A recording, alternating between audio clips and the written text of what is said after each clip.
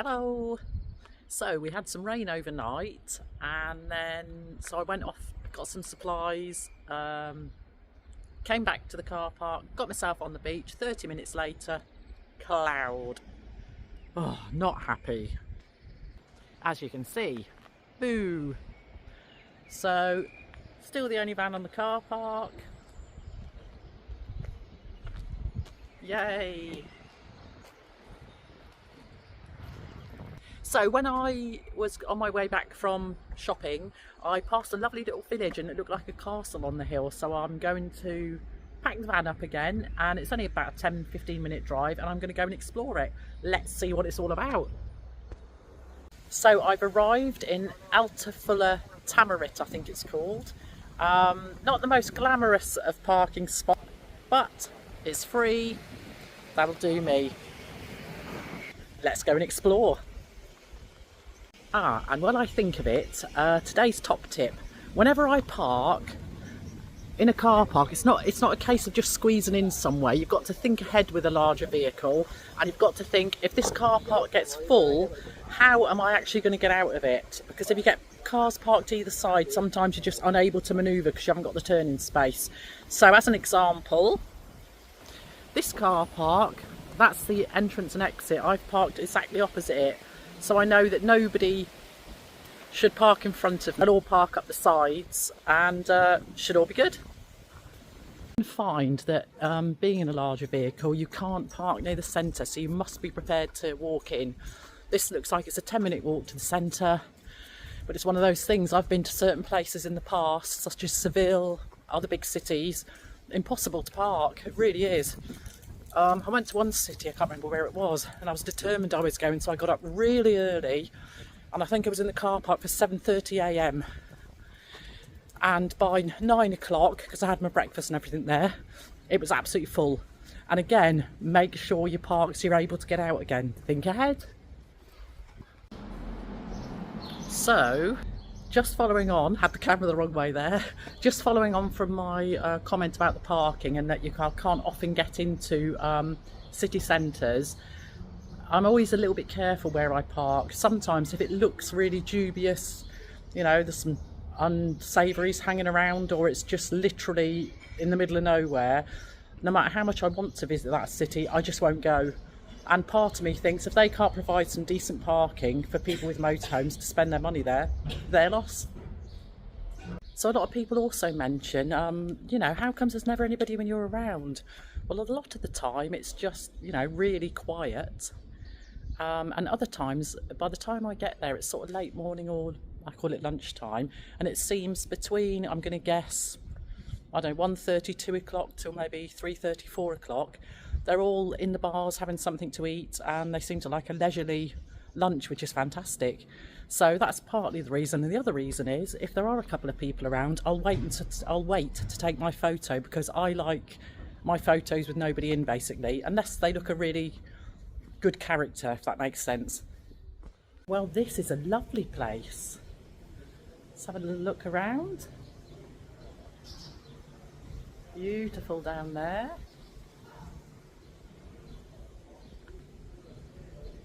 Really nice. Oh, people.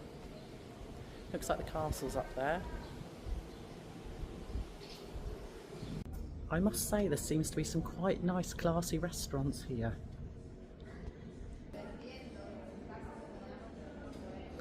And I passed a couple more coming up this street, so it looks really nice. So often, well, in most villages, towns, cities, whatever you call them, they've always got a nice little shaded area where people can sit, and a communal area, you can get chatting to people. And this is this one. This one needs a little bit of TLC, but it's still a nice little area, full of bird song. Could do with a weed and a tidy up and the litter picking up, but it's just somewhere nice to come and sit down and soak up the ambience for a minute or two. You really never know what you're going to find. So I've come into this lovely little square. Just come down these steps. From the top there was the lovely church, and there's this. Now I've no idea what it's about, but how interesting. Might have to try and get my Google Translate on this. Oh, here we go. Something in September 2023. Anybody any good at Spanish? Can somebody drop me a comment as to what that is then? Go on, let's see how good you are. I think, if you haven't already guessed what it is, I think it's a record for 8 high stack of people. I'm stood next to it. If I get down at the bottom layer here, I mean, goodness me. Can you imagine being up the top of there? Hopefully I've got it all on screen for you. Wow. Let's just try again in case I missed it. I can't see what I'm doing with this screen. That's a long way up. So a little correction, it's pronounced Altafulla, which is Altafulla, and the thing I referred to, or the building I referred to as a church, is in fact a castle, or castille I think they call it here. There we go. So I've thought of another top tip, because my directions are absolutely shocking, and that's whether I'm driving, walking, whatever I'm doing. So often you'll hear the Google Maps in the background telling me where to go. If I don't put those on and try and sort it myself, I can get lost. What I do is I put a pin as to where I'm parked. So if I do get lost, I can just go to the pin, directions, and find my way back to the van. There you go. So I've been studying this spot for about 10 minutes now. Heard a really strange bird noise, and those that know me know I'm into my birds and my wildlife, love it. So I've crept over to these trees, and there's a right racket coming. They've just stopped now I've started the video, typical. Anyway, it's a couple of green parrots up there, and I've tried to have a really good look at them, and I think they're either Quaker or monk parrots or ring-necked lorikeets, but I don't think they're ring-necked lorikeets. That's a twister, isn't it? So yeah, I can't believe they've stopped. They've been making such a racket. So they're up here. Just can't believe they've stopped.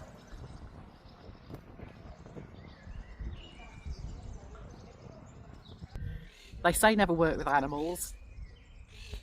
I think they're starting again.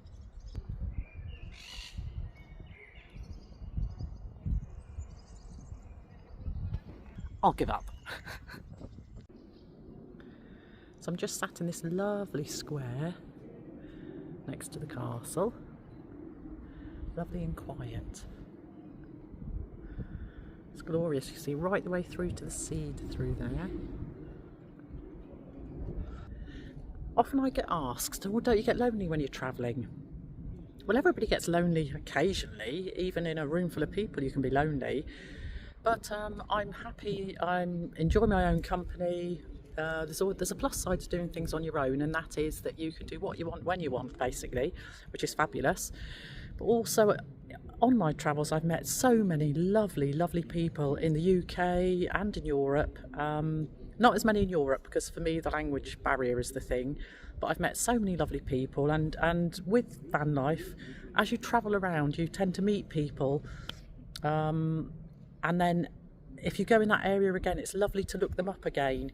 And for me, I know years back I wasn't on any social media, not even Facebook. My cousin actually set me up on it and I was like, oh, I'll never use it. And I love it now, and that's one of the really good points of Facebook for me, is keeping in touch with people I've met, because otherwise you'd probably never ever see them again. If you swap numbers you probably wouldn't speak on the phone. So yeah, that's what I tend to do. On that point, my Facebook is just for friends and family, and that's friends I've met. I do tend to get a lot of Facebook requests, even though it says on my Facebook, no requests please, and I won't add people because that's my personal life. And also I'm a solo female traveller, and on my personal Facebook I'll put more information as to where I am and what I'm doing, and often in near enough real time. Well, as you can imagine, that wouldn't be sensible, putting it out there for all and sundry to know. So also sometimes when I post my videos, it might have been the day before, a couple of days before when I've done this, but I'm sure you can understand that. Another thing that sprung to mind is when you're walking around, me personally I'm talking about, but just a little tip, you know, I've got my arm out, I've got my phone on the end of it, just try and keep peripheral vision going, you know, keep an eye on things. At the end of the day, you've got an expensive phone on the end of your arm, just be careful. If I see anybody sort of, well, that I think might be a bit dodgy, the phone will come down, it will go, you know, the other side of me or out the way.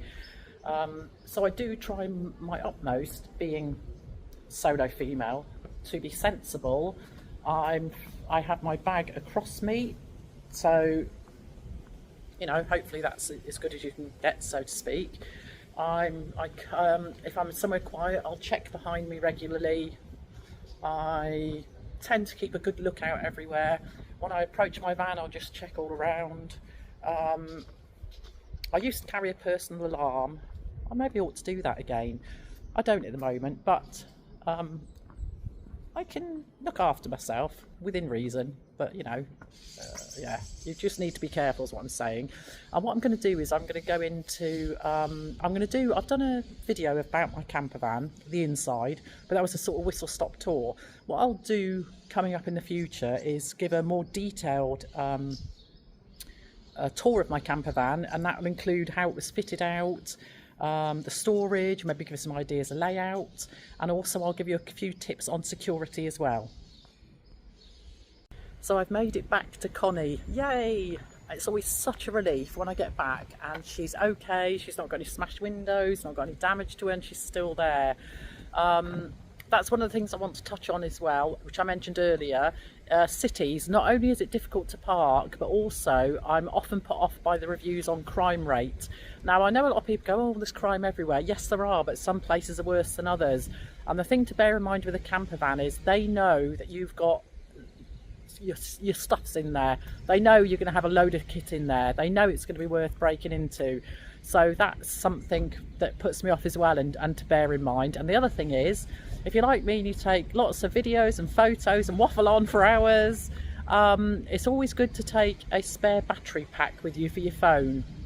And that, even if you don't take loads of photos or anything, because if your phone goes dead, firstly, you can't ring for help should you need it, and secondly, if you're like me and you rely on Google Maps, you'll be lost for a long time. There you go. Ta-ra for now. And one final thing I've remembered as I've sat down in the van is talking about battery packs to save your phone going flat. I also have a spare phone. Now I use my other phone as a sat nav because I was using this one. I was forever pulling over for a photo, having to come out of the maps, go into the phone, take a photo, go back into the maps, plug it back in, and I thought this is ridiculous. So I have a second phone that I use as a sat nav. It can just be a really cheap phone, a pay-as-you-go phone, but if you were to lose your main phone, just bear in mind, what would you do? So that's something to think of, and it could just be a cheap one, you know, just ensure it works in the country you're going to. And for me, that's another good thing. It could even, I suppose really it'd be quite a good idea to have it on a different network, and then if one network was down in an area, you could use the other one. But these days you can find good cheap deals, but that just came into my mind, so I thought I'd mention it. Bye.